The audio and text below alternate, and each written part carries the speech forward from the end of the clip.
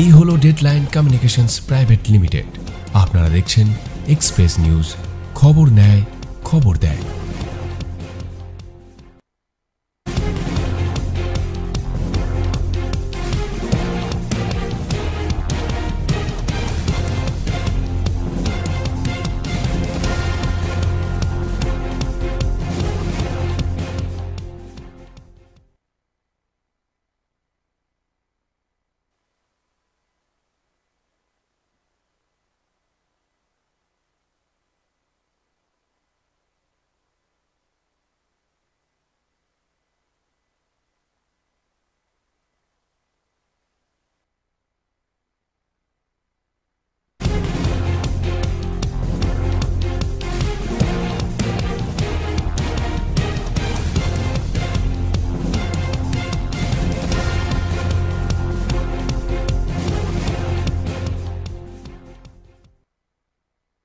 নমস্কার, আপনারা দেখছেন এক্সপ্রেস নিউজ। আমি রয়েছি আপনাদের সাথে সুকন্যা। সন্ধ্যে 7টা মানে এক্সপ্রেস অনলাইন, যেখানে আমরা প্রতিদিন আমাদের জেলার নানান সমস্যা নিয়ে কথা বলে থাকি, সেটা সাম্প্রতিক রাজনৈতিক সমস্ত কিছু নিয়ে। আর অবশ্যই এই অনুষ্ঠানে আমাদের সাথ দেয় আমাদের জেলার প্রতিনিধিরা। আজকে এই অনুষ্ঠান এগিয়ে নিয়ে যাওয়ার জন্য আমার সঙ্গে রয়েছে এক্সপ্রেস নিউজের নিউজ এডিটর ফাল্গুনী রায়চৌধুরী। ফাল্গুনীদি, তোমাকে স্বাগত। আমরা প্রত্যেক দিনের মতো তুমি যেরকম ভাবে শুরু করলে যে জেলার বিভিন্ন সাংবাদিকদের নিয়ে আমরা এই অনুষ্ঠান পরিচালনা করি, এই এক্সপ্রেস অনলাইন আমাদের খুব মনের কাছাকাছি একটা অনুষ্ঠান, যে অনুষ্ঠানে আমাদের দর্শক বন্ধুরা সাড়া দেন। আমাদের যারা সাংবাদিক বন্ধুরা রয়েছেন তারা সকলে তাদের জেলা নিয়ে কথা বলে। আমরা একেবারে একটা ভিন্ন আঙ্গিকে, একটা ভিন্ন আলাপচারিতায়, একেবারে গল্প করার চলে আমরা তাদের সঙ্গে কথা বলি, তাদের জেলার খবর জানি, তাদের জেলার মানুষরা কেমন আছে সেই সম্পর্কে আমরা খোঁজ খবর নিই। তো এরকম ভাবেই আজকেও এই অনুষ্ঠান এক্সপ্রেস অনলাইন এরকম ভাবেই এগিয়ে যাবে। সুকন্যা এবং আমি দুজনে মিলে কথা তো বলবোই, তার সাথে সাথে জেলার যে সমস্ত সাংবাদিক বন্ধুরা রয়েছেন তারাও আমাদের সঙ্গে কথা বলবেন। প্রত্যেক দিনের মতোই বলি যে বেশ গরম পড়ে গেছে, জেলার সাংবাদিকদের তো বেশ কাজ করতে অসুবিধাই হচ্ছে। সুতরাং এর মাঝেও কিন্তু তারা হার না মানা একটা মনোভাব নিয়েই কিন্তু এগিয়ে চলেছে এবং এগিয়ে যেতে যেতে তারা আমাদের খবর পরিবেশন করছেন। একদমই তাই। আমরা প্রত্যেকদিনই চেষ্টা করি আমাদের উত্তর থেকে দক্ষিণ সমস্ত জেলার মানুষের একটু খোঁজ খবর নিতে, কেমন রয়েছেন সেখানকার মানুষরা, কি তাদের বৃত্তান্ত, তাদের সমস্যা কি, সমস্যা সমাধানটা কিভাবে হচ্ছে, আর চেষ্টাও করি সমস্যা সমাধান আমরা কতটা তুলে ধরতে পারছি আপনাদের কাছে। এ কারণে জেলার প্রতিনিধিরা প্রত্যেকদিন আমাদের সাথে দাঁড়ান, তাদের সমস্যার কথা, তাদের জেলার সমস্যার কথা অবশ্যই আমাদের সামনে তুলে ধরেন, আর আমরাও আমাদের মাধ্যমে আপনাদের কাছে তুলে ধরি সেই সমস্ত সমস্যার কথা নিয়ে। হ্যাঁ, অবশ্যই সুকন্যা যেরকমটি বললো যে বিভিন্ন মানে এক একটা দিন তো দেখো এক এক রকমের হয়, এক এক দিন আমাদের পুরো নতুন করে আমরা শুরু করি। প্রত্যেকটা দিন একেবারে অন্য একটা দিনের থেকে একদম নতুন, একদম আলাদা। তাই প্রত্যেকটা দিন আমাদের কাছে এক একটা করে নতুন চ্যালেঞ্জ, তাই তো? সেই চ্যালেঞ্জগুলো নিয়েই আমাদের কিন্তু এগিয়ে যেতে হয়। যেরকম ধরো এই যে গরমে কেমন করে আমরা ভালো থাকবো, সেটাও কিন্তু একটা মস্ত বড় চ্যালেঞ্জ আমাদের কাছে। আমাদের তো কাজ না করে বাড়িতে বসে থাকলে হবে না, সুতরাং দৌড়ঝাঁপ করে আমাদের কর্মব্যস্ত এখন জীবন, মানে আমাদের বসে থাকাটা একেবারেই চলে না, সে ছোট থেকে বড় প্রত্যেককেই আর কি। প্রত্যেকদিন সকাল থেকেই ধরো আমরা একটা কর্মব্যস্ত লাইফস্টাইলের মধ্যে দিয়ে যাই, একদম রাত্রে শুতে যাওয়ার আগে পর্যন্ত বলা যেতেই পারে। আর আমাদের যে পেশা, তাতে তো আমাদের সব সময় একটা চ্যালেঞ্জের সম্মুখীন হতেই হয়। বারবার করে জেলার প্রতিনিধিরা আমাদের সাথে যোগাযোগ রাখেন, আমরা চেষ্টা করি তাদের কোনো সমস্যা সমাধান করার চেষ্টা করি, তাদের জেলার মানুষের সমস্যা সমাধান করার চেষ্টা করি, এই আর কি। এই তো, হ্যাঁ, সেইটাই বলছি যে প্রত্যেকটা দিন এক একটা করে নতুন চ্যালেঞ্জ। প্রত্যেকটা সূর্য ওঠে আর আমাদের মনে হয় যে আজকের দিনটা কেমন করে সুন্দর করে তোলা যায়। আর আমাদের নিজেদের দিন সুন্দর করা বা আমাদের নিজেদের সুন্দর করে রাখতে গেলে আমাদের চারপাশটাকে আগে সুন্দর করে রাখতে হবে। বারবার করে আমরা যেটা এই এক্সপ্রেস নিউজের মাধ্যমে বলার চেষ্টা করি সেটা হচ্ছে যে আমরা যদি আমাদের চারপাশটাকে, আমাদের নিজস্ব একটা দায়িত্ব আছে, দায়িত্ববোধ থাকাটা প্রত্যেকটা মানুষের দরকার, যে আমরা যদি নিজেরা সুন্দর করে ভাবতে শিখি বা আমরা যদি আমাদের নিজের চারপাশটাকে ভালো রাখি, তাহলে কিন্তু আমাদের মানে আমরা নিজেরাই ভালো থাকবো, তাই না? কে কি করলো সেটাতে মানে দাঁড়িয়ে না থেকে, এবার ধরো বিভিন্ন দিন বিভিন্ন রকমের ঘটনা ঘটে যাচ্ছে, তো সেই খারাপ ঘটনাগুলোকে নিয়ে বসে থাকলে আমাদের যেরকম চলবে না, সেটা থেকে আমরা সচেতন হব, কিন্তু অবশ্যই ভালো চিন্তা ভাবনার দিকে এগিয়ে যাব। অবশ্যই আমরা সচেতন হব, খারাপ জিনিসগুলো থেকে আমরা সচেতন হব, যে ভুলগুলো আমরা করে থাকি বা যারা যে সমস্ত জায়গায় যেগুলো ভুলগুলো করে থাকছেন তারা সেগুলো থেকে সচেতনতার মাধ্যমে সেই ভুলগুলো আর করবেন না, এটাই আমাদের কাম্য হওয়া উচিত। এবং এইগুলোকে অন্য দিকে চালিত করার চেষ্টা করাটাও খুব খারাপ জিনিস। ধরো একটা কোথাও কোনো ঘটনা ঘটছে, সেইখানটাতে গিয়ে এমন একটা সেটাকে নিয়ে প্রত্যেকটা জিনিস নিয়ে এখন তুমি দেখো যে রাজনীতি হয়, মানে অতিরঞ্জিত ব্যাপার, যেটাকে আমরা বলে থাকি, সেগুলোকে করে এমন একটা রাজনীতির রং দিয়ে দেওয়া হয়, সেক্ষেত্রে দেখা গেল যে ঘটনাটা হয়তো ওরকম নয়, কিন্তু ওই এমন একটা, ওই যে তুমি বললে যে অতিরঞ্জিত একটা করে তোলার যে প্রবণতা, সেই প্রবণতা থেকে কিন্তু মানুষের প্রচুর ক্ষতি হয়ে যায়। মানুষের ক্ষতি হয় বলতে ধরো আমাদের এই যেরকম আজকেই একটা খবর দেখছিলাম যে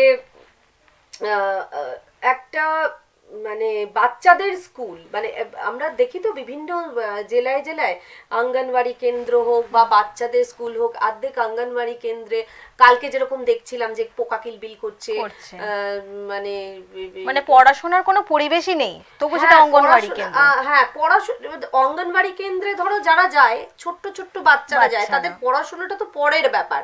অঙ্গনওয়াড়ি কেন্দ্রটা কেন করা, যে মানে একদম স্কুল গোয়িং হ্যাবিট হওয়ার সাথে সাথে যারা মানে একদম নিম্ন মধ্যবিত্ত পরিবার, যাদের বাড়িতে মানে বাচ্চাকে পুষ্টিকর খাদ্য দেওয়ার একটা অভাব রয়েছে, সেই সমস্ত ছোট ছোট বাচ্চাগুলো যাতে পুষ্টিকর খাবার পেতে পারে, তাই জন্য কিন্তু এই অঙ্গনওয়াড়ি কেন্দ্রগুলো তৈরি হয়েছিল।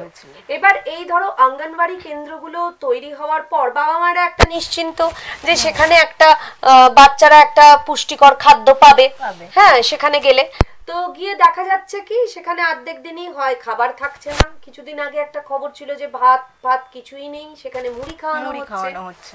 তারপরে ধরো যে সমস্ত চালগুলো বা যা বরাদ্দ খাবার সেখানের জন্য পাঠানো হয়, সেইগুলো তো তারা পায় না, তার পরিবর্তে একটা মানে খারাপ মানে নিম্নমানের খাবার তাদেরকে পরিবেশন করা হয়। অর্ধেক দিনই মানে ডিম দেওয়া হয় না, ডিমটা খুব মানে সস্তা একটা পুষ্টিকর খাবার, যেটা দেওয়াটা বাধ্যতামূলক, সেই ডিম বা কোনো প্রোটিন জাতীয় খাবার দেওয়া হয় না।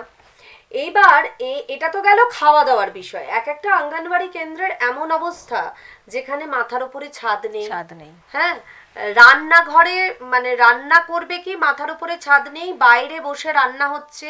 এবার বাইরে বসে রান্না মানে বাচ্চাদের খাবার দাবার, বাচ্চাদের একটা মানে একটা হাইজিন থাকে, সেই হাইজিন মেনটেন হচ্ছে না। তো এটা একটা আমার কাছে খুব মনে হয়, ধরো যারা একদম প্রত্যন্ত গ্রামে বসবাস করে যে সমস্ত মানুষজন, তারা তো এই সমস্ত কেন্দ্রগুলো বা ধরো প্রাথমিক বিদ্যালয় এগুলোর উপরেই তো ডিপেন্ড করে। এবার সেগুলো আমাদের এখানে শহরাঞ্চলে তাও বা যে বাবা মায়েদের একটু আর্থিক সচ্ছলতা রয়েছে, তারা ইংলিশ মিডিয়াম স্কুলে ভর্তি করলো বা তাদেরকে মানে ভালো পরিবেশ দিতে পারছে, কিন্তু সেই সমস্ত প্রত্যন্ত গ্রামে ভাবো সেই পরিবেশটা তো তাদের পক্ষে দেওয়া সম্ভব না। তাদের একমাত্র যাওয়ার জায়গা হচ্ছে ওই অঙ্গনওয়াড়ি কেন্দ্র বা একটা প্রাথমিক স্কুল। তো সেই প্রাথমিক স্কুলে বা সেই অঙ্গনওয়াড়ি কেন্দ্রে দেখা যাচ্ছে যে নিয়মিত খাবার জুটছে না, মাথার উপরে ছাদ নেই, কিছু কিছু মানে ভেঙে পড়েছে, পাঁচিল ভেঙে পড়ছে, যে কোনো সময় বাচ্চাদের বিপদ হলে এই যে আমাদের মানে পরবর্তী প্রজন্ম, এরা দেখবে বেশিরভাগটা এখন স্কুল ছুট মানে দিকে চলে যাচ্ছে। হ্যাঁ, তুমি দেখতে পাবে যে আগে যত সংখ্যক মানুষ মানে বাচ্চারা আর কি ওই স্কুল থেকে হাই স্কুলে উঠতো সেই সংখ্যা প্রচুর কমে যাচ্ছে। এবার এক একটা স্কুলে, এগুলো তো গেল একটা দিক, এক একটা স্কুলে মানে টিচারের সংখ্যা এমন কমে গেছে যে মানে একজন মাত্র, আমি কিছুদিন আগে শুনছিলাম যে একটা স্কুলে, প্রাথমিক স্কুলে একজন তিনি শিক্ষক, তিনি ওই 4টে মানে 5টা ক্লাসের শ্রেণী, সেগুলোকে প্রত্যেকটা উনি পড়ান। তাকে ওই তাদের মিড ডে মিলের জন্য খাবারের জোগাড়টাও তাকেই করতে হয়, মানে তাকে সেই বাজার করে, বুঝতে পেরেছো? সে একমাত্র ওই ওর জন্য একমাত্র বরাদ্দ তিনিই শিক্ষক, তিনিই বাজার করবেন, তিনি মানে রান্না যিনি করছেন তাকে মানে জোগাড় করবেন, সাহায্য করবেন। তো এই রকম ভাবে তো একটা সুস্থ স্বাভাবিক মানে একটা সমাজ চলতে পারে না। এবার ধরো এই জন্যই মানে স্কুল ছুটের সংখ্যা মানে দিন দিন বাড়ছে, স্কুলগুলো বন্ধ হয়ে যাচ্ছে। তো এগুলো বোধহয় একটু নজর দেওয়া দরকার, আমাদের পরবর্তী প্রজন্মের জন্য নজর দেওয়া দরকার। এইরকম বিভিন্ন বিষয়ে উঠে আসে আমাদের সামনে, যেগুলো দেখলে আমাদেরও খুব খারাপ লাগে। আমরা যতটা সম্ভব তাড়াতাড়ি সেগুলো আপনাদের কাছে পৌঁছে দেওয়ার চেষ্টা করি এই জন্যই, যাতে এই জিনিসগুলো দেখে সেখানকার কোনো সহৃদয় ব্যক্তি হোক বা প্রশাসন হোক এটার সম্পর্কে একটা সঠিক পদক্ষেপ গ্রহণ করুক এবং এই জায়গাগুলোকে ধীরে ধীরে ঠিক করুক। কেননা আমাদের যে ভবিষ্যৎ প্রজন্ম তাকে রক্ষা করার দায়িত্ব কিন্তু আমাদেরই, তাই তো? তো সুতরাং আমাদের এই জীর্ণতা, এই দৈন্যতা তাদেরকে দেখিয়ে তো লাভ নেই। তারা তো আমাদের কাছে, আমরাই তাদেরকে পৃথিবীতে এনেছি, তাদের একটা সুন্দর সুষ্ঠু পরিবেশ দেওয়া আমাদের প্রত্যেকটি মানে যারা এই প্রজন্মের মানুষের কাছে একটা প্রধান কর্তব্য। তো এটা তো একটা দিক গেলই। আমাদের বেশিরভাগ ক্ষেত্রে শহরাঞ্চলে যে সমস্ত সমস্যাগুলো রয়েছে সেগুলো তো রয়েছে, কিন্তু ওই যে বলছিলাম যে প্রত্যন্ত গ্রামে, জেলার এমন এক একটা জায়গা রয়েছে আমাদের রাজ্যের বিভিন্ন জেলার, সেই সমস্ত জায়গাতে এই যে উন্নতি বা উন্নয়ন, যে যার ঢক্কানি নাদ মানে চারপাশে সব সময় শুনছি আমরা, মানে এটা জোর করে শোনানোর চেষ্টা করা হচ্ছে বলা যেতে পারে, বলতেই পারো। যদি না সেটা তুমি মানে সে শুধুমাত্র আমাদের রাজ্যে বললে হবে না, প্রত্যেকটা জায়গাতেই এটা আমাদের দেশের পুরো সমস্যা হয়ে গেছে। শুধুমাত্র আমাদের রাজ্যে না, আমাদের রাজ্যে হয়তো একটু বেশি করে আমরা এখন দেখতে পাচ্ছি, কিন্তু কেন্দ্রের মানে যদি আমরা দেখি যে অন্যান্য জায়গায় মানে কেন্দ্র থেকেও বলা হয় যে যে জায়গাগুলোতে ডাবল ইঞ্জিন সরকার হবে সেই জায়গাগুলো কিন্তু একদম উন্নতির চরম শিখরে পৌঁছবে, কিন্তু অনেক জায়গাতেই দেখা যাচ্ছে যে সেই যে ধরনের কথা বলা হচ্ছে সেই ধরনের কাজ কিন্তু সেই সমস্ত জায়গায় এখনো আসেনি। আর আমাদের রাজ্যের কথা তো বাদই দাও, আমাদের রাজ্যে তো এখনো ডাবল ইঞ্জিন সরকার আসেনি। সুতরাং আমাদের সেই উন্নয়ন দেখার আমাদের ওই উন্নয়ন দেখার জন্য আমরা চোখ একদম মানে আমাদের কি বলবো মানে চোখ রেখেছি, অধীর আগ্রহ আমাদের। এবার ওই সেই ডাবল ইঞ্জিন সরকার হয়তো আমাদের জীবদ্দশায় নাও আসতে পারে, কেননা এটা তো বাংলা। এখন যদি না আসে তাহলে সেই উন্নয়ন হয়তো আমরা দেখতেও পাবো না। কেন্দ্র আমাদের রাজ্যকে সেইভাবে সেরকম একটা উন্নয়নের পরিকাঠামো মাপকাঠিতে হয়তো নিয়েও যাবে না। তো সুতরাং সব দিক থেকেই একটা জটিল পরিস্থিতি, সব দিক থেকেই একটা মানে কি তোমাকে কি বলবো, একটা হজবরলা পরিস্থিতি যাকে বলা হয় না, সেটাই। তার মধ্যে আবার মানে এখনো যদিও 1 বছর বাকি আছে, কিন্তু তাও মানে চারপাশে কিরকম একটা ভোট রব পড়ে গেছে। আর ভোটের তো মানে আগে যেন আমাদের ছোটবেলাটাতে আমরা দেখতাম যে ভোট হতো, 5 বছর পর ভোট হতো এবং সেটা একটা বেশ উৎসবের চেহারা নিত। যখন ভোট হচ্ছে মানে বাবা মায়ের সঙ্গে আমরাও একটুখানি যেতাম ভোটটা কেমন হচ্ছে দেখার জন্য, একটা খুব সুন্দর একটা উৎসবের পরিবেশ, সবাই গিয়ে ভোট দিচ্ছে। হ্যাঁ, তখনও কি মানে চারপাশে কোনো রকমের কোনো ঘটনা ঘটতো না, সবটাই কি পুরোনো দিন ভালো আর নতুন দিন খারাপ সেটার কথা বলছি না, কিন্তু এরকম একটা উৎসবের পরিবেশ কিন্তু একটা ভোট জুড়ে দেখা যেত। বা ধরো এই যে আগেকার দিনে এই যে কিছুদিন আগে আমরা আলোচনা করছিলাম ভোট এলেই দেওয়াল লিখন, কি সুন্দর সুন্দর দেওয়াল লেখা হতো, নানা রকমের কার্টুন আঁকা হতো, অত কিন্তু কেউ মাথা ঘামাতো না তখন যে হ্যাঁ ওটা নিয়ে একবারে তার জন্য জেলে পুরে দেবো, তার জন্য একবারে সোশ্যাল মিডিয়াতে একদম পুরো মানে সেই ধুমাধার একদম ঝড় উঠবে, এই জিনিসগুলো তখন তো হতো না। এগুলো দেখে বেশ মজা লাগতো, তখন ছুটে ছুটে গিয়ে ওইগুলো কি লিখেছে কি হয়েছে সেগুলো দেখার একটা আগ্রহ সবার মধ্যেই থাকতো। এবারে এই পার্টি ছোটবেলায় ওই পার্টি ফাটির ব্যাপারগুলো না বুঝলেও একটা মজার পরিবেশ তখন ছিল ভোটকে কেন্দ্র করে। আর এখন ভোটটা এমন একটা হয়ে গেছে একটা আতঙ্কের যেন পরিবেশ, সব মানে ভোট এলেই সকাল থেকে মানে টিভিটা খুললেই চোখের সামনে এখানে এই হলো, ওখানে ব্যালট পেপার নিয়ে কেউ জলে ফেলে দিচ্ছে, হ্যাঁ হ্যাঁ আগের বার দেখা গেছে পঞ্চায়েত ভোটেই না মানে এতে হয়েছিল খেয়ে ফেললো, মানে এতটাই মানে দলের প্রতি তাদের প্রীতি যে তারা একদম দলকে জেতানোর জন্য ব্যালট পেপারই খেয়ে ফেললো। কি হবে না হবে তার কোনো আগু পেছু দেখলো না। এরপরে তো তোমার রয়েছে যে চারপাশে বোম কার্তুজ, ভোটের সময় বলা হয় যে মানে প্রশাসন খুব কড়া থাকে এবং যত সাধারণ মানে আম পাবলিকের কাছে যা কিছু আর্মস থাকে সেগুলোকে সারেন্ডার করতে হয়, সেগুলোকে দিয়ে দিতে হয়, কিন্তু মানে জমা নেয় পুলিশ, এবং যত বাইরে দুষ্কৃতী আছে তাদের প্রতি একটা কড়া নজর রাখা, তাদেরকে মানে এলাকা ছাড়া না হওয়া বা এলাকায় আরো কড়া নজরদারি, এগুলো একটা তখন ছিল। কিন্তু এখন প্রশাসন কি করছে মানে যত ভোটের দিন এত গুলি গালা, এমনিতে তো গুলি গালা বোম বারুদ মানে একদম পুরো হ্যাঁ মুড়ি মুড়কির মতন ছড়াছড়ি ঘটনা হয়ে গেছে, হ্যাঁ ঘটনা কে কার মানে ভাই বোনের মানে অদ্ভুত একটা সিচুয়েশন দিয়ে আমরা যাচ্ছি না, ভাই বোনের সঙ্গে ঝগড়া হচ্ছে মানে হ্যাঁ আত্মহত্যা করে নিচ্ছে শুনছি, তারপরে পারিবারিক একটা ঝামেলা একটা বন্ধ করে নিয়ে যাচ্ছে, এমন কিছু মানে তারা কিন্তু উচ্চবিত্ত পরিবারও নয় যেখানে একটা আর্মস থাকতে পারে। আমরা জানি যে আমরা এরকম সাধারণ যারা সাধারণ ঘরে একটা আর্মস আমরা কিন্তু খুব একটা রাখি না, যাদের খুব দরকার প্রয়োজন পড়ে তাদের ঘরেই আর্মসটা থাকে এবং সেটা লাইসেন্স প্রাপ্ত।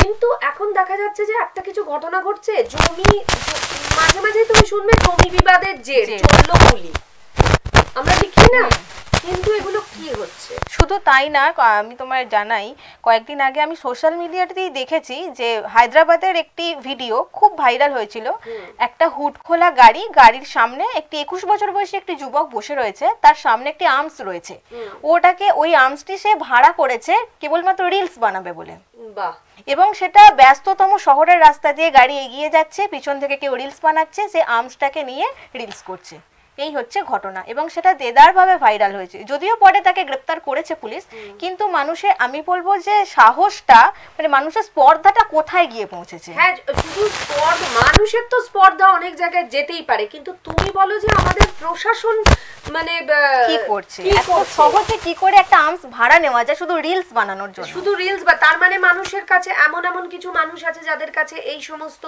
আর্মস গুলো মজুদ থাকে, তুমি আমি চাইলেও গিয়ে টাকার বিনিময়ে পেয়ে যেতে পারি। তো একটা রিলস বানাতে হলে 21 বছরের যুবক, 21 বছর, তার হাতে চলে আসছে একটা আর্মস, মানে টাকা দিলেই সবকিছু এই সমস্ত জিনিসগুলো পাওয়া যাচ্ছে, খুব সহজলভ্য হয়ে গেছে এই জিনিসগুলো। তো সুতরাং এই যে তুমি বললে শুধুমাত্র এই রাজ্যে নয়, কিছুক্ষণ আগে হায়দ্রাবাদে হয়েছে তুমি বললে, এরকম মানে শুধুমাত্র এ রাজ্যের প্রশাসন নিয়ে বলে কোনো লাভ নেই, সারা দেশেই এই ধরনের ঘটনা বিভিন্ন জায়গাতে ঘটছে। আমাদের কি কোনো প্রতিনিধি রয়েছে? হ্যাঁ হ্যালো, আচ্ছা আমাদের সাংবাদিক বন্ধু রয়েছেন ফোনে। হ্যালো, হ্যাঁ শুনতে পাচ্ছি। সঞ্জিত, পূর্ব বর্ধমান থেকে সঞ্জিত কুড়ি, সাউন্ডটা পাচ্ছি না। হ্যাঁ শুনতে পাচ্ছি আমি। আচ্ছা এবার আমরাও শুনতে পাচ্ছি। কেমন আছো সঞ্জিত? ভালো আছি। আচ্ছা, তবে একটু গরম বেড়েছে, একটু গরমের জন্য নাজেহাল, বাকি সব ঠিক আছে। হ্যাঁ অবশ্যই, এখন গরমকাল পড়েছে যখন, তখন একটু তোমাদের তো বেশি কষ্ট হবে, কেননা তোমরা বিভিন্ন জায়গায় ঘুরে ঘুরে খবর সংগ্রহ করছো, সুতরাং তোমাদের একটু কষ্টটা হবে, কিন্তু কিছু করার নেই, সাংবাদিকতার পেশায় তো এটা চলতেই থাকে, গরম মেনে নিতেই হবে, হ্যাঁ করতেই হবে, কিছু ঘরে বসে থাকতে পারবেও না। তো কেমন আছে পূর্ব বর্ধমান বলো? দেখো পূর্ব বর্ধমান জেলায় এখনো পর্যন্ত ঠান্ডা আছে, মানে আবহাওয়ার দিক দিয়ে গরম আছে, কিন্তু এখনো পর্যন্ত রাজনৈতিক দিক থেকে বলো বা আদার্স যে কোনো দিক থেকে আপাতত ঠান্ডা আছে। তার কারণ হচ্ছে দুদিন আগে যে ঘটনা পূর্ব বর্ধমানে ঘটে গেছে, যে 13 জনের যে জেল হেফাজত হয়েছে, সেই কারণ মানে সেই ঘটনার পর থেকে আপাতত পূর্ব বর্ধমান রাজনৈতিক মহল থেকে মোটামুটি শান্ত আছে, এছাড়া মোটামুটি ঠিকই চলছে। এখনো পর্যন্ত সেরকম মাঝে মাঝে কোনো বলছো সঞ্জিত, এরকম আমি যেটা বলছিলাম যে একটু প্রশাসনের কড়া হওয়া দরকার, কিছু কিছু মাঝে মাঝে মানে জেলেতে ঢুকিয়ে দেওয়া দরকার নাকি? হ্যাঁ দেখো, আজকে এই বিষয় নিয়ে কয়েকজন নেতার সঙ্গে কথা বলছেন, যদিও তার তৃণমূলের নেতা, কেউ আছেন পঞ্চায়েত সমিতির সভাপতি, আবার কেউ আছেন পঞ্চায়েত সমিতির সভাপতি এবং সদস্যরা। তাদের সঙ্গে যে কথাবার্তাগুলো হচ্ছে তা কিন্তু প্রত্যেকে তৃণমূলের। তাদের সঙ্গে যে কথাগুলো হচ্ছিল যে এই যে গত দুদিন আগে বর্ধমান জেলাতে যেই ঘটনা ঘটেছে, যেভাবে তাদের 11 জনকে গ্রেপ্তার করা হয়েছে, তাদেরকে জেল করা হয়েছে, এরকম মাঝে সাঝে একটু একটা হওয়া দরকার। তার কারণ হচ্ছে যে তৃণমূলের নাম করে যে সমস্ত কর্মীরা যে এরকম উচ্ছৃঙ্খল সৃষ্টি করছেন, তারা কিন্তু এতে করে একটু আতঙ্কিত হবে, ভয় পাবেন। কারণ সামনে হচ্ছে বিধানসভা নির্বাচন। বিধানসভা নির্বাচনের মুখে যদি এরকম যদি একটু একটু স্টেপ না নেওয়া হয়, তাহলে কিন্তু আরো উচ্ছৃঙ্খল বৃদ্ধি পাবে বলে মোটামুটি তারা অনেকে এসব মত দিচ্ছেন। কিন্তু তার ফলে যদি এরকম যদি প্রশাসন একটু নজরদারি রাখে, একটু শাস্তির ব্যবস্থা করে, তাহলে কিন্তু যে উত্তেজিত হচ্ছিল সেখান থেকে কিন্তু অনেকটাই নিয়ন্ত্রণ আসবে বলে তাদের ধারণা। হ্যাঁ, আমি আর সুকন্যা সেই কথাটাই বলছিলাম যে প্রশাসনের নজরদারিটা খুব দরকার। প্রশাসন যদি কড়া হাতে হালটা ধরে, তাহলে কি প্রশাসনের দায়িত্ব তো অন্য কিছু নয়, যে মানে অন্যান্য কাজ যেগুলো এখন প্রশাসনের লোকজনেরা করে সেটা তো তাদের কাজ নয়। তাদের কাজ হচ্ছে আমাদের এই চারপাশে যে সমস্ত দুষ্কৃতীরা রয়েছে, আমাদের আইন শৃঙ্খলাকে ঠিক করে রক্ষা করা, কারা কোন কাজটা মানে বাজে একটা কাজ ঘটনা ঘটে গেল সেইগুলোকে কড়া হাতে দমন করা, এগুলোই তো প্রশাসনের কাজ। সুতরাং এই যে হ্যাঁ, তো এই কাজটা যদি তারা মানে পুরোদমে করে, তাহলে তো আমাদের সমাজটা একটু পরিবর্তন হয়। আর তুমি যেটা বলছিলে যে এই যে মানে দলের ধরো তুমি বলছিলে যে নিচু তলার যারা রয়েছে কর্মীরা, তাদের ক্ষেত্রে একটুখানি রাশটা যদি শক্ত করে ধরা যায়, টানা যায়, তাহলে পরে হয়তো মানে অনেকটা মানে কাজগুলো চালাতে তাদের একটু সুবিধা হবে। একদম একদম একদম। দেখো ফলগুলো বিষয় হচ্ছে যে দেখো, আমি মোটামুটি 25 বছর থেকে সাংবাদিকতা করছি। এখন আমি সিপিএম আমলটাও দেখেছি, যেটা সিপিএম এর সঙ্গে আমরা এই মুহূর্তে কথা বলি, তৃণমূলের সঙ্গে কথা বলি, তাদের সমস্ত পরামর্শগুলো জানতে চাই, তাদের কি মতামত আছে। কিন্তু কিছু কিছু সিপিএম কর্মীরা, নেতারা এখন তারা স্বীকার করছে যে সিপিএম এর নিচুতলার কর্মীরা যেরকম ভাবে উচ্ছৃঙ্খল হয়ে গেছিল, যেরকম ভাবে একটা দাদাগিরি দেখাচ্ছিল এলাকাতে, সেটা খুবই খারাপ ছিল। বর্তমান সময়ে যে সমস্ত তৃণমূল নেতা আছে, তারা কিন্তু একই কথা বলছে যে এই বর্তমান সময় কিছু তারা যদিও বলছে যে কিছু গোজা অর্থাৎ অন্য দল থেকে তারা তৃণমূলে ঢুকেছে, বিজেপি হোক, কংগ্রেস হোক, আদার্স কোন দল থেকে তৃণমূলে ঢুকেছে, তাদেরকে তারা গোজা বলছে। ঠিক আছে, এই যে সমস্ত গোজ কর্মীরা আসছে, তারা কিন্তু উচ্ছৃঙ্খল সৃষ্টি করছে, এতে করে চরম সমস্যা করছে গ্রামের মানুষজনগুলো। সেই দিক থেকে তারা চাইছে যে যদি এই ধরনের প্রশাসন যদি স্টেপ নেয়, তাদের সরকার যদি স্টেপ নেয়, তাহলে কিন্তু মানুষের যে ভয়টা, এই যে নিচুতলা কর্মীরা যে ভয় দেখাচ্ছে, যে আতঙ্ক সৃষ্টি করছে, আমরা কিন্তু বহুবার খবর আমাদের এক্সপ্রেস দেখিয়েছি যে তারা যদি বলে যে আবাস যোজনা ঘর করার জন্য তৃণমূলের নিচুতলা কর্মীরা তারা টাকা চাইছে, কাটমানি। আমরা কদিন আগে একটা খবর সম্প্রচার করেছিলাম, যেটা পঞ্চায়েত প্রধান, আমার পূর্ব বর্ধমান জেলার পঞ্চায়েত প্রধান আছেন, তিনি কাটমানি নিচ্ছিলেন। কেন? কাদের কাছ থেকে? না, যে সমস্ত তোমার ঠিকাদার কন্ট্রাক্টর আছে, রাস্তা কন্ট্রাক্টর, এই যে যারা কন্ট্রাক্টর আছে, তাদের কাছ থেকে একটা মানে পার্সেন্টেজ নিচ্ছিল। কিন্তু সেখানে আমরা দেখিয়েছি টেবিলের উপর সেই ঠিকাকর্মী 5,000 টাকা রেখেছে, এবং সেই ঠিকাকর্মী বলছে দিদি এটা এখন রাখুন, পরে আমরা আবার পুষিয়ে দেবো। এই যে কাটমানির বিষয়টা, এই বিষয়টা যদি এখনো পর্যন্ত সরকার না রাশ টানে, তাহলে আগামী দিনে কিন্তু এটা অন্যরকম দাঁড়াচ্ছে।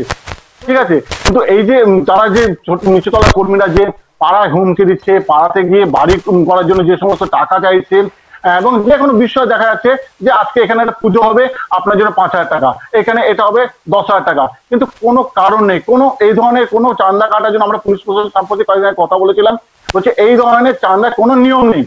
সে যদি তার কোনো ইচ্ছা হয়, সে অবশ্যই সহযোগিতা করবে, কিন্তু জোর জবরদস্তি এটা করছে কিন্তু এক শ্রেণীর নিচুতলা কর্মীরা।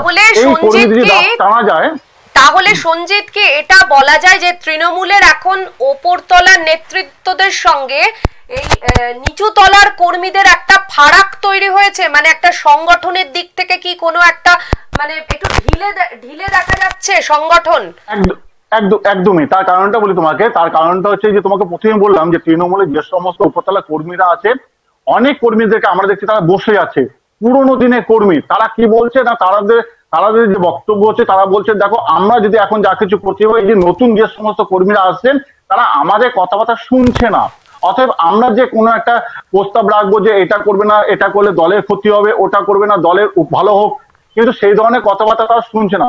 কিন্তু নিচুতলের কর্মীরা তারা চাইছে যে আমাদের পকেট ভরুক। এই পকেট ভরাতে গেলেই যে সমস্ত হুমকি ধমকি যে যা যা করণীয় সেটাই কিন্তু করছে। এটা কিন্তু আমরা বারংবার, শুধু আমার পূর্ব বর্ধমান জেলা না, ওটা পশ্চিমবাংলা জুড়ে চলছে। এটা কিন্তু আমরা বারংবার প্রত্যেকটি মানে আমাদের এক্সপ্রেস নিউজে আমরা বারবার দেখিয়েছি। হ্যাঁ নিশ্চয়ই, মানে বোধহয় এখন রাশ টানার দরকার হয়ে পড়েছে, না হলে সেই বামেদের মতোই হয়তো মানে এই 2-1 বছরে হবে না, কিন্তু শেষমেশ সেই জায়গার দিকে তৃণমূল কংগ্রেস যেতে চলেছে, এটাই তোমার বক্তব্য, তাই তো?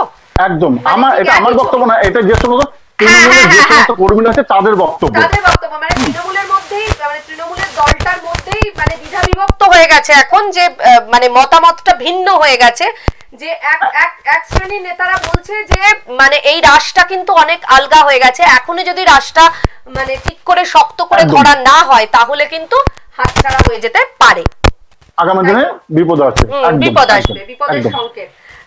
সঞ্জিত ভালো থেকো, এই গরমে সাবধানে থেকো, সুস্থ থেকো, অনেক শুভ কামনা রইল, ধন্যবাদ। তো আমরা দেখেছো কথা বলছিলাম যে সঞ্জিতের সঙ্গে, সঞ্জিত আমাদের বিভিন্ন বিষয় নিয়ে জানালো, পূর্ব বর্ধমানের বেশ একটা স্পষ্ট ছবি আমাদের কাছে উঠে এলো। কিছুদিন আগেই সঞ্জিত আগের দিন যখন লাইভ দিচ্ছিল তখনই বলেছিল যে বেশ কিছু তৃণমূল নেতাদের পুলিশ আটক করেছে একটি বিষয় নিয়ে, এবং এইভাবে কিন্তু যদি প্রশাসন অ্যাক্টিভ হয় এবং এইভাবে যদি প্রশাসন মানে তাদের উপরে কোনো স্টেপ নেয়, তাহলে কিন্তু আমাদের এই যে সামাজিক যে অবক্ষয়টা দেখা দিয়েছে সেই অবক্ষয়টা কিছুটা হলেও সামাল দেওয়া যাবে। তবে অবশ্য যে কোনো দলেরই হোক, সেটা তৃণমূল কংগ্রেসেরই হোক বা বিরোধীরা হোক, যে কেউ হোক, যখনই মানে প্রশাসনের তো এটাই কাজ যে যেখানে যখন দেখবে যে অবক্ষয় চোখের সামনে, সমাজের অবক্ষয় যখন ধরা পড়বে, যখনই দেখা যাবে যে কোনো অন্যায় হচ্ছে, তখন প্রশাসন আগে এগিয়ে আসবে, পুলিশ প্রশাসন এগিয়ে এসে শক্ত হাতে সেটা দমন করবে। অনেক জায়গায় অনেক সবাই যে একরকম হন তা নয়, অনেকেই কিন্তু এগিয়ে আসেন, আবার বেশিরভাগটা এখন দেখা যাচ্ছে যে বিরোধীরা এটাই বলছেন যে দলদাসে পরিণত হয়েছে পুলিশ। তো সুতরাং এই তকমাটা কাটিয়ে ওঠাটা প্রশাসনের খুবই দরকার বলে প্রত্যেকেরই একটা অভিমত। আর কোনো বন্ধু আছেন কি, সাংবাদিক বন্ধু আমাদের সঙ্গে কথা বলার জন্য? আমাদের সাথে কথা বলার জন্য কেউ আছেন কি? আচ্ছা, এই মুহূর্তে এখন যোগাযোগ করা যায়নি। তো যেটা বলছিলাম যে আবাস যোজনার ঘর, ও বললো যেটা আবাস যোজনার ঘর, কালকেও একটি খবর এসেছিল, একটি বৃদ্ধা মহিলা মানে বয়স 60 তার কাছ থেকেও কিন্তু এরকম মানে কত হাজার টাকা এরকম চাওয়া হয়েছে, এবং সেই মহিলা দিয়েওছেন, এবং দেওয়ার পর তিনি ঘর পাননি, রাস্তা পাননি, রাস্তা করে দেওয়ার কথা ছিল, রাস্তা পাননি। তারপর যখন তাকে মানে বলা হয়েছে যে মানে যিনি নিয়েছেন পঞ্চায়েত সদস্য, তাকে যখন বলা হয়েছে তুমি ভাই আমাকে টাকাটা ফেরত দাও, তখন কিন্তু উঠে টাকা তো ফেরতই দেয়নি, টালবাহানা, বিভিন্ন টালবাহানা, তারপরে প্রাণনাশের হুমকি। তো একটা ধরাই যেতে পারে যে সে সহায় সম্বল সব কিছু মানে দিয়ে একটা ঘর মাথার উপরে ছাদ পাওয়ার জন্য সে তার সর্বস্ব দিয়েছে, এবং জীবনের প্রায় শেষের দিকে এসে একটা ঘর পাবেন, পাকা বাড়িতে থাকবেন, এটুকুই তার চাওয়া ছিল। সে হয়তো আশপাশ থেকে ধার দেনা করেই হোক বা যা করেই হোক ঘরটুকু পাবে বলে কোনো একটা মানুষকে দিয়েছে। তো আমরা এটাই ভাবি যে কোনো একটা মানুষ না, জনপ্রতিনিধি বলা যেতে পারে। হ্যাঁ, তো আমরা যাদেরকে ধরো আমাদের কাজের জন্য রাখলাম বা আমরা নির্বাচিত করলাম বা মানুষের ভালো করার জন্য, তারাই মানুষের কাছ থেকে মানে মাথার ছাদ কেড়ে নিচ্ছে। আর এই আবাস যোজনা রাজ্য হোক বা কেন্দ্র হোক, এগুলো তো মানে এই সমস্ত দুস্থ মানুষদের জন্যই তো প্রকল্পগুলো তৈরি করা। তো অর্ধেক মানুষ তো এমনিতেই অর্ধেক প্রকল্প মানে জেনে বুঝে ওঠার আগেই মানে সমস্ত কিছু তাদের বিপদগুলো সামনে এসে যায়।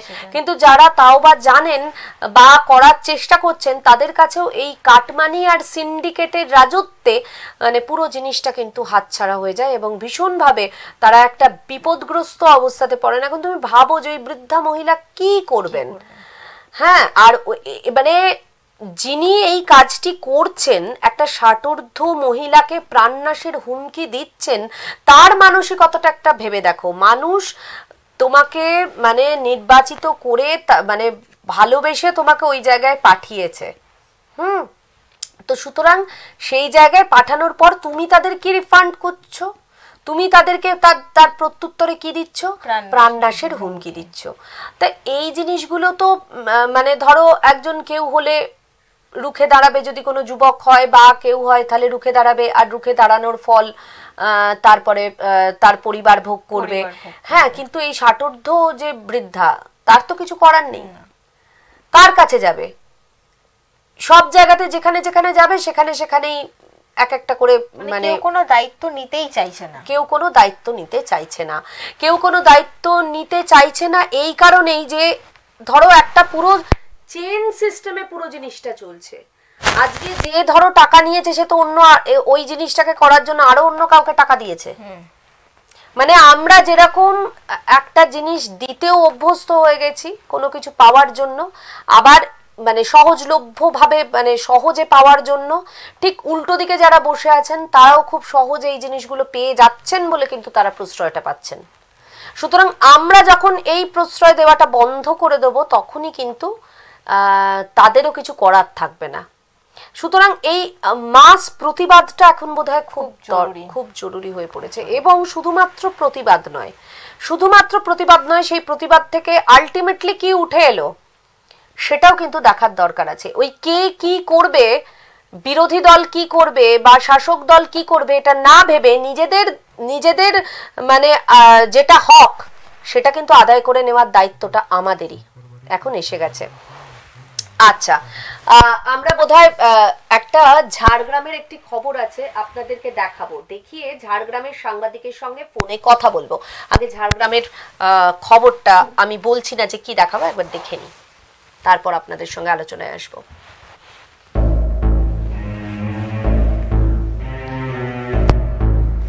আলমারির লকার ভেঙে লন্ডভন্ড স্কুল, গায়েব সিসিটিভির হার্ড ডিস্ক। ভয়াবহ চুরি ঝাড়গ্রাম জেলার রামগড়ে। স্কুলের 10টি আলমারি, 22টি লকার এবং 5টি তালা ভেঙে তছনছ করেছে দুষ্কৃতীরা। এমনকি সিসিটিভির হার্ড ডিস্ক নিয়েও পালিয়েছে তারা। সেই রকমই ভয়াবহ চুরির সাক্ষী থাকলো রামগড় মোক্ষদা সুন্দরী উচ্চ মাধ্যমিক বিদ্যালয়। গত 22শে মার্চ চুরি হয় লালগড় সারদামণি গার্লস স্কুলে। খোয়া যায় নগদ টাকা ও সিসিটিভির হার্ড ডিস্ক। একই কায়দায় ফের চুরি। সকালে বিদ্যালয়ের গেট খুলতে এসে চোখে পড়ে বিদ্যালয়ের গ্রুপ ডি কর্মী।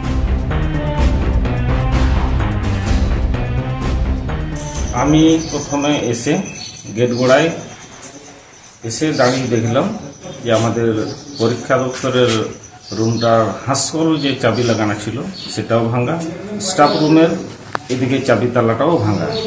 সেই ভাঙা দেখতে পেয়ে আমি সঙ্গে সঙ্গে হেডমাস্টারকে ফোন করার পর উনি সঙ্গে সঙ্গে সেইখানে চলে আসেন।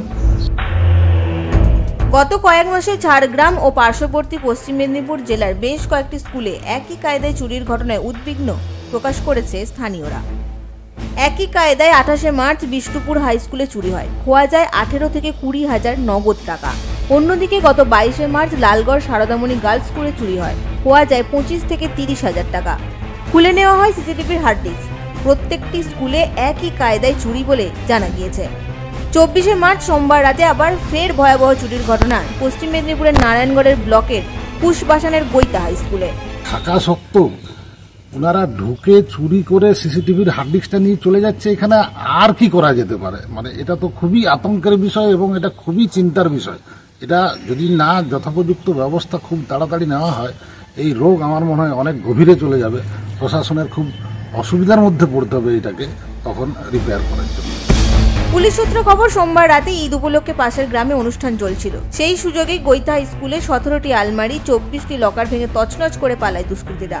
টাকা পয়সা সহ সিসিটিভি 2টির হার্ড ডিস্কও নিয়ে পালিয়ে যায় তারা। এই ঘটনায় রীতিমতো চাঞ্চল্য ছড়িয়েছে গোটা এলাকায়। এবার ঝাড়গ্রামের রামগড় মোক্ষদা সুন্দরী উচ্চ মাধ্যমিক বিদ্যালয়ে দুঃসাহসিক চুরি। স্কুলের ভিতর একাধিক লকার ভেঙে প্রায় 45 থেকে 50 হাজার টাকা চুরি হয়েছে। রাতের অন্ধকারে বাজার ও ফাঁড়ি সংলগ্ন স্কুলের ভিতরে দরজা ভেঙে চুরি নিয়ে এলাকায় ব্যাপক চাঞ্চল্য। পরপর যেভাবে স্কুলকে সফট টার্গেট করে চুরি করা হচ্ছে তাতে চিন্তার ভাঁজ পড়ছে শিক্ষকদের মাথায়। প্রতি ক্ষেত্রেই চোরদের মূল টার্গেট সিসিটিভির হার্ড ডিস্ক। কেন এই ধরনের ঘটনা, উঠছে প্রশ্ন। এরা খুবই উন্নত, খুব দ্রুত চুরি করায় দক্ষ। কেন কি লকগুলা যেভাবে ভেঙেছে, কোনো দাগ নেই বাইরে থেকে, ভেতরে কোনো একটা জিনিস দিয়ে খুলে নিয়েছে এবং একই কায়দায় চুরি হচ্ছে। যেটা শুনলাম যে লালগড় গার্লসে আমাদের নিকটবর্তী বিদ্যালয়, সেখানে চুরি হয়েছে একই কায়দা। গোয়ালতোড় পশ্চিম মেদিনীপুর ডিস্ট্রিক্ট হলেও আমাদের সংলগ্ন এলাকা, খুব একটা দূর নয়, একই কায়দায় চুরি হচ্ছে।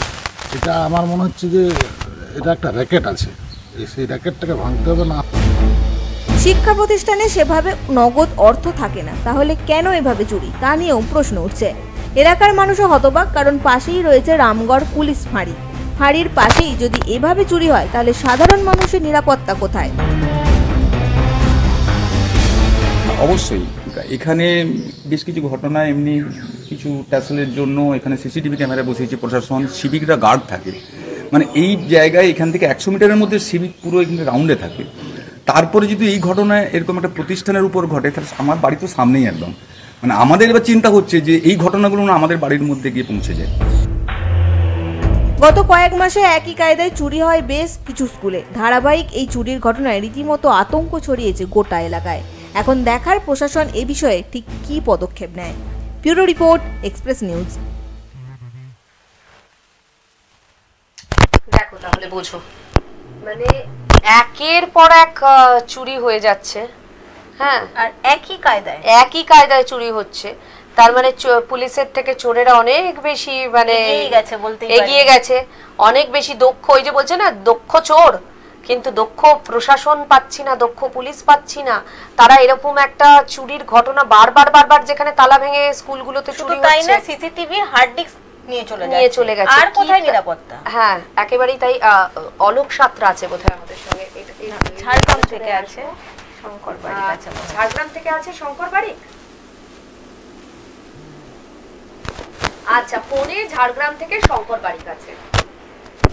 হ্যাঁ শঙ্কর, শুনতে পাচ্ছ? হ্যাঁ শুনতে পাচ্ছি। আচ্ছা, যেটা হচ্ছে যে এই যে ঘটনাটা দেখালাম আমরা, তুমি পাঠিয়েছো আজকে।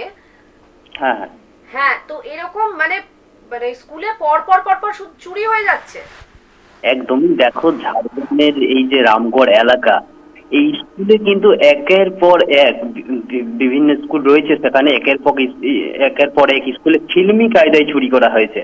আলমারিতে লকার ভেঙে, যাকে ভয়াবহ চুরি বলা যেতে পারে। স্কুলের যে 10টি আলমারি রয়েছিল, তার মধ্যে 10টি আলমারি, 22টি লকার, 5টি তালা ভেঙে তছনছ করে চুরি করেছে দুষ্কৃতীরা। এই কিন্তু ভয়াবহ একটা ছবি। কিন্তু সিসিটিভির যে হার্ড ডিস্ক রয়েছে, চোর যাতে না ধরা পড়ে সেই জন্য কিন্তু সেই সিসিটিভির হার্ড ডিস্কও খুলে নিয়ে যাওয়া হয়েছে। আচ্ছা, কটা পরপর চুরি হলো এটা নিয়ে? এই নিয়ে ঝাড়গ্রামের বিভিন্ন স্কুলে এই গত মাসে প্রায় ঝাড়গ্রামের বিভিন্ন স্কুলে একই কায়দায় কিন্তু চুরি করা হয়েছে। গত 22শে মার্চ লালগড় যে সারদামণি গার্লস স্কুল রয়েছে, সেখানে নগদ 25,000 থেকে 30,000 টাকা চুরি করা হয়েছিল। সেখানেও একই অবস্থায় খুলে নেওয়া হয়েছিল হার্ড ডিস্ক। অন্যদিকে 24শে মার্চও এরকম একটা ঘটনা ঘটেছে। সেই ক্ষেত্রে কিন্তু এইরকম পর একই রকম ঘটনা ঘটার পর এলাকার যারা স্কুলের সামনাসামনি এলাকায় যারা বাস করছেন, তারাও কিন্তু আতঙ্কিত হয়ে পড়ছেন। আচ্ছা, এই যে পরপর ঘটছে, মানে এটা তো একটা ঘটনা নয়, পরপর অনেকগুলো স্কুলেতে একই ভাবে ফিল্মি কায়দায় যখন চুরি হচ্ছে, তখন প্রশাসন কি করছে? একেবারেই প্রশাসন কিন্তু প্রথম থেকেই কাউকে এই বিষয়ে গ্রেফতার করতে পারেনি। তারা তদন্ত চালাচ্ছেন এবং এই সিসিটিভি ফুটেজ কিন্তু ওনারা পাচ্ছেন না, যার জন্য কিন্তু কোনো রকমেই চোরদের ধরতে পারছেন না। পুলিশ প্রশাসন থেকে কিন্তু এমনটাই জানানো হচ্ছে। তবুও তারপরেও এই সিসিটিভি হার্ড ডিস্ক বাদেও তারা যাতে চোরকে ধরতে পারে সেই জন্য নানান ভাবে প্রস্তুতি নিচ্ছে এবং নানান বিষয় নিয়ে তারা ভেবে দেখছে যে কিভাবে চোরকে আটক করা যায়। এই বিষয়গুলো প্রশাসন এই মুহূর্তে তদন্ত করে দেখছে। মানে এই চোরেরা পুলিশের থেকেও দক্ষ। একদম একদম, মানে পুলিশের অবস্থাটা ভাবো, চোর দক্ষ হয়ে যাচ্ছে পুলিশের থেকে। এটাই, এতবার একই রকম ঘটনার পরেও চোররা যেভাবে চুরি করছে স্কুলে, তাতে পুলিশ নিজেই হতভম্ব হয়ে গেছে যে একই ঘটনা এতবার। যদি হতভম্ব হয় ভাই তাহলে তো হয়ে গেল। পুলিশ যদি হতভম্ব হয় তাহলে তো রাজ্যের অবস্থা খুব খারাপ, তাই না? যাদের উপরে ভরসা করে মানুষ মানে নিশ্চিন্তে একটু ঘুমোতে যায়, তারাই হতভম্ব হয়ে যাচ্ছে, তারাই চোর ধরতে পারছে না, একটার পর একটা চুরি হয়ে যাচ্ছে। একেবারে দিদি, এই যে চুরি নিয়ে পরপর যেভাবে স্কুলকে সফট টার্গেট করা হচ্ছে, তাতে কিন্তু পুলিশের কপালেই চিন্তার ভাঁজ। প্রতি ক্ষেত্রেই চোরদের মূল টার্গেট হচ্ছে সিসিটিভির হার্ড ডিস্ক।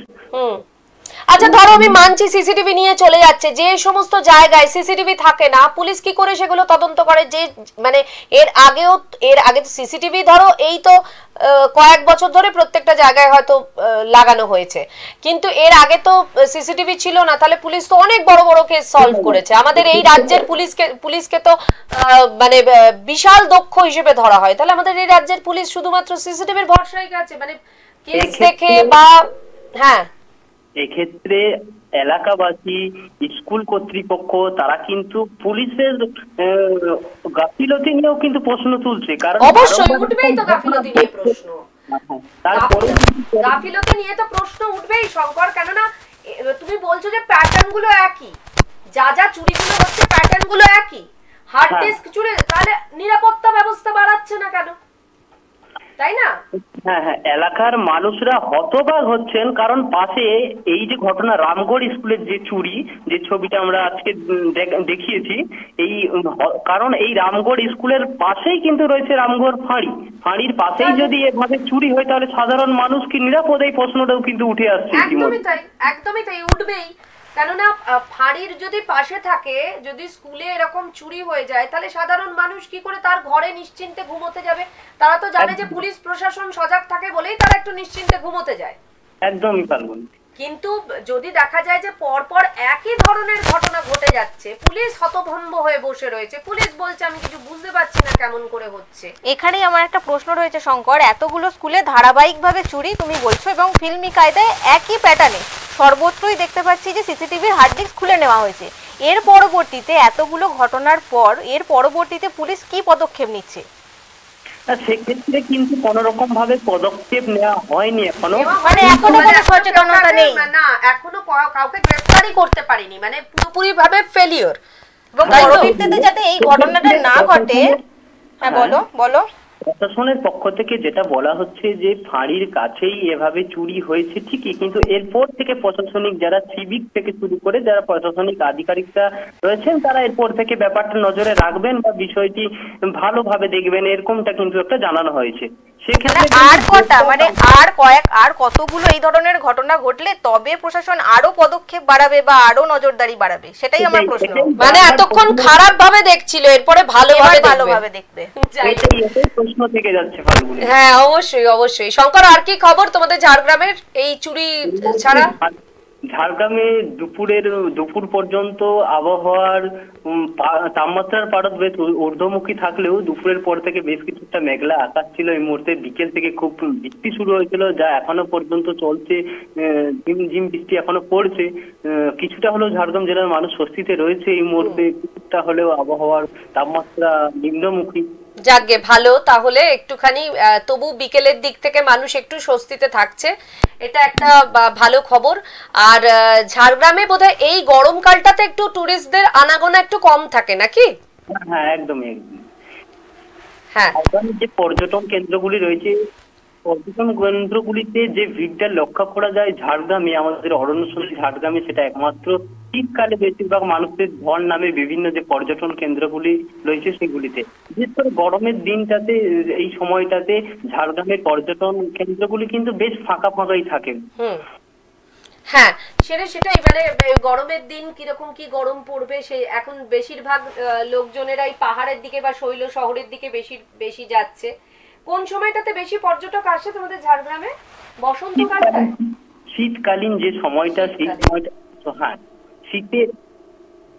শীতটাকে উপভোগ করতে ঝাড়গ্রামের বিভিন্ন যে পর্যটন কেন্দ্রগুলি রয়েছে সেগুলো যেমন দূর দূরান্ত থেকে মানুষরা ভিড় করে নানান যে আমাদের পর্যটন কেন্দ্রগুলি ঝাড়গ্রামে রয়েছে সেগুলোতে কিন্তু শীতকালীন যে সময়টা সেই সময়টাতে ভিড় করা যায়। আর তোমার জেলায় তুমি বারবারই আমাদের পাঠিয়ে থাকো বিস্তীর্ণ ঝাড়গ্রাম জুড়ে খুব পানীয় জলের সমস্যা, সেটা গ্রীষ্মকালে এখন মানে প্রশাসনের তরফ থেকেই বলো বা সাধারণ মানুষের দিক থেকে কি পদক্ষেপ নেওয়া হচ্ছে বা পানীয় জল ঠিকঠাক মতো পৌঁছাচ্ছে প্রত্যেকের বাড়িতে? না দিদি, এক্ষেত্রে মানে পানীয় জলের যে সংকটের ছবিটা এটা প্রতিনিয়ত লেগেই রয়েছে, ছবিটা একই রকমই রয়েছে, ঠিক আছে? মানে পানীয় জলের সমস্যা এখনো মিটছে না। আজকের একটা খবর দিই, এই খবরটি হয়তো আমরা এক্সপ্রেস নিউজে হয়তো কাল দেখানো হবে। পানীয় জলের দাবিতে কিন্তু আজও পঞ্চায়েত অফিসে তালা ঝুলিয়ে বিক্ষোভ দেখানো হয়েছে গ্রামবাসীদের পক্ষ থেকে। এটা ঝাড়গ্রামের যে বিনপুর 2 নম্বর ব্লকের সন্ধ্যাপাড়া গ্রাম রয়েছে, সেই সন্ধ্যাপাড়া গ্রামে দীর্ঘদিন ধরে পানীয় জলের সংকটে ভুগছিলেন এলাকার বাসিন্দারা। কল আছে কিন্তু জল পড়ে না, টাইম করে নিয়মিত জল দেয় না, ফলে গরমের মধ্যে এলাকায় তীব্র জলসংকট দেখা দিয়েছিল। এই জন্য পঞ্চায়েত অফিসে আজকে কর্মীদের বাইরে বের করে গেটে প্লেকার্ডে তালা ঝুলিয়ে পঞ্চায়েত অফিসের সামনে বিক্ষোভ করেছিলেন গ্রামবাসীরা। কিন্তু কোনো সুরাহা মিলছে না, তাই তো? কোনো রকমের কোনো ব্যবস্থা নেওয়া হচ্ছে না। হ্যালো, প্রশাসনের কাছে যখনই আমরা জিজ্ঞাসা করি এই পানীয় জলের যে সংকট, আমরা কিছুদিন আগে লাইভে এটা বলেছিলাম যে নয়াগ্রামে যে প্রত্যন্ত গ্রাম কপ্তিভোর বলে একটা গ্রাম, সেখানে খালের জল পান করছে মানুষ। এইরকম জল সংকটের ছবিটা ঝাড়গ্রামের বিভিন্ন এলাকায় রয়েছে।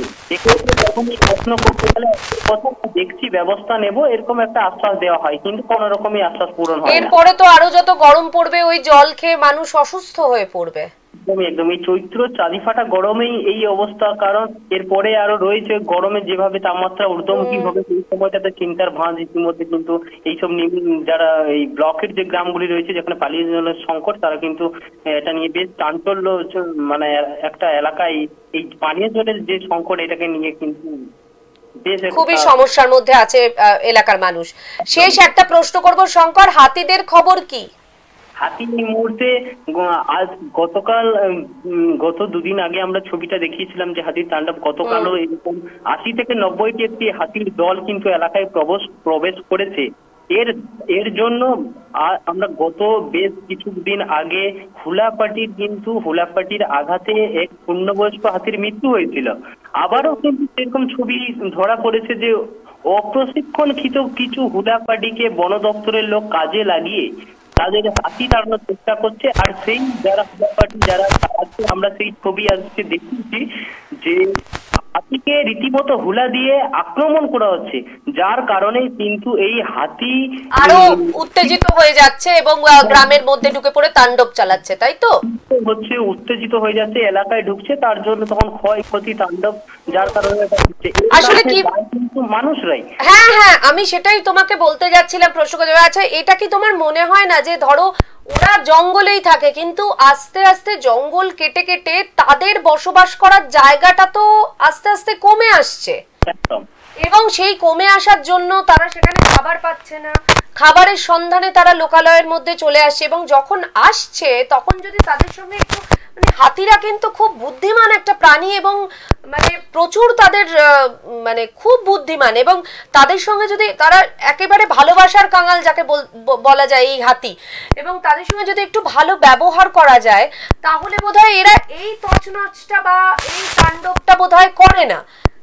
এটা থেকে মানুষেরই মানে বেশি দায়িত্বশীল আরো হওয়া উচিত বলে তুমি মনে করো? হ্যাঁ, যখনই খাবারের সন্ধানে হাতি লোকালয়ে হানা দিচ্ছে, গ্রামবাসীরা এলাকাবাসীরা একটা অভিযোগ করছে যে এই হুলাপাটিরা যারা কিন্তু হাতিকে সঠিক মতো ড্রাইভ করছে না, একদিকে যেমন ড্রাইভ করছে না, অন্যদিকে হাতিকে এই যে হুলা দিয়ে যেভাবে আক্রমণ করা হচ্ছে সেরকমটা, যেটার জন্য এলাকায় যখন প্রবেশ করছে হাতি তখন ধানের জমি কিংবা সবজির তার উপর দিয়ে হাতি এগোচ্ছে, যার কারণে তখন শিল্প জমি এবং যা সবজি রয়েছে সেগুলো ক্ষতি হচ্ছে, যার কারণে সাধারণ মানুষের ক্ষতি হচ্ছে। কিন্তু এক্ষেত্রে বন দপ্তরের একটা কিন্তু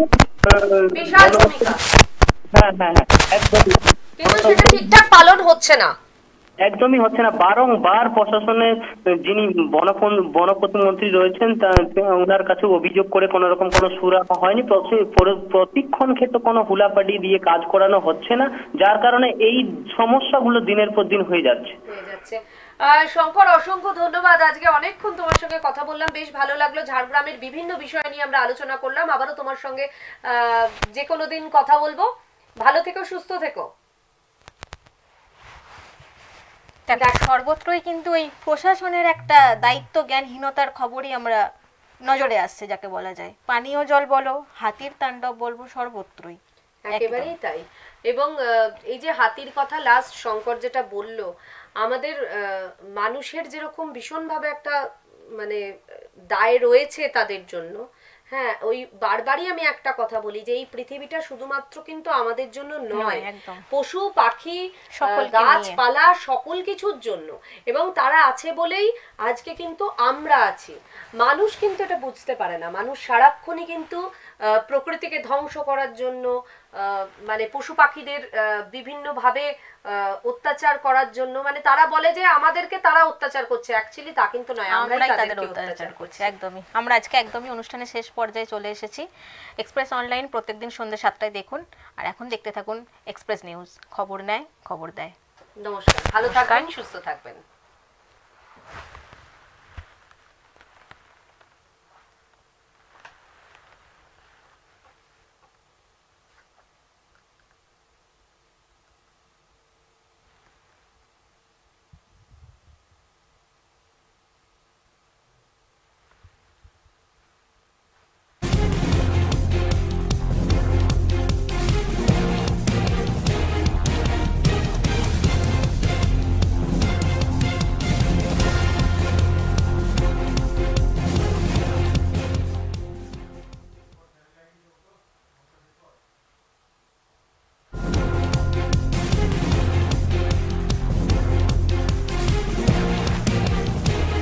এই হলো ডেডলাইন কমিউনিকেশনস প্রাইভেট লিমিটেড।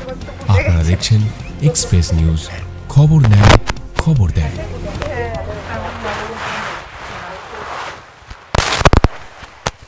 ওইটুকু ছাড়া